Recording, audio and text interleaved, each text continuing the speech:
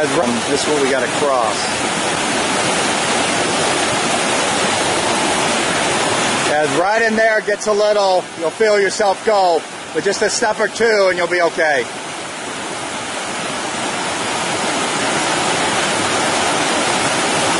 This is crossing over from East Peak.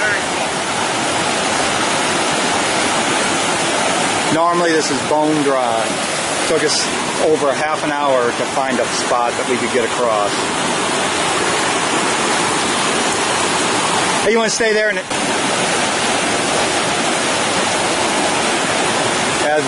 It's tied together, Davis, so you can't really let go of it.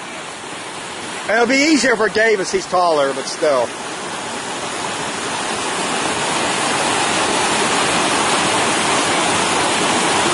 Right there, and then you come up, and then it's easy again.